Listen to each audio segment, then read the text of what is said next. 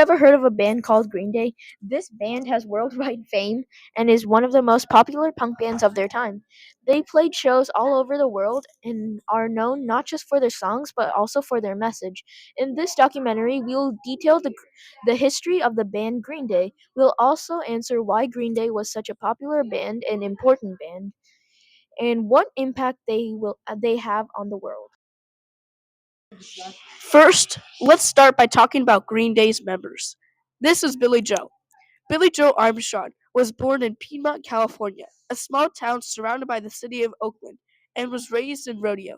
His father worked as a jazz musician and a truck driver for Safeway to support his family. This is Mike Dirt. At 14, Dirt and Armstrong formed a band called Sweet Children, with Dirt on bass and Armstrong on vocals and guitar. This is Trey Cool. Green Day's Trey Cool was born in 1972 as in Frankfurt as Frank Edwin Wright III.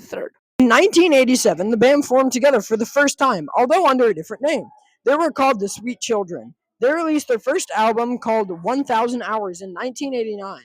Soon after the release of this album, they changed the name of the band to Green Day. The album did not sell well since they weren't a popular band yet. So they started to play at a club in Berkeley, California, close to where they lived. This place was on 924 Gilman Street, where the band originally got some attention and fans. After releasing a few more albums, gaining them some traction, Green Day released one of the most popular albums they ever made. It was called Dookie. The album was released on February 1st, 1994, and Dookie's message was about the leader of the band, Billy Joel Armstrong, and his personal experiences with themes like boredom, anxiety, and relationships. The album was great and it sold over 1 million records in less than a year. Nimrod was the fifth album of Green Day, which was produced in 1997. The albums have quite different themes, which are unique from other songs. The album sold well, and the community loved the album. However, that can't be said about their next album, Warning. Warning was the worst album that Green Day produced. Fans hated it. It didn't have the same Green Day charm as the other albums and was slow and sad. Still, even in this slow period, they pushed on and decided to create a new album to get their fans back. They had a 4 year break from their last album, and then Green Day released American Idiot, which was a big success. The album reached number one in the top 200 albums, and American Idiot was very recognizable. The album restored the band to its former glory that they had with Dookie, cementing Green Day's legacy as one of the popular bands of punk rock style. Uno was released on September 25, 2012. Uno is a title track from the trilogy Uno Dos Tres. The song talks about people living their lives boldly and breaking free from people's expectations.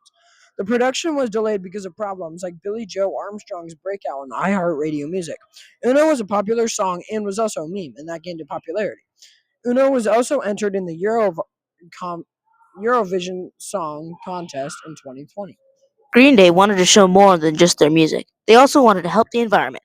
Green Day played a show in San Francisco about a new album they released. This show was played to raise money for a fundraiser. The fundraiser was about helping with climate change and creating a better future for generations. The message worked, and many people started to donate to help support climate change because of the concert. In conclusion, Green Day is a very popular band that has revolutionized the music industry by making spectacular albums. They changed the punk genre of music forever and inspired many different bands to start making music of their own.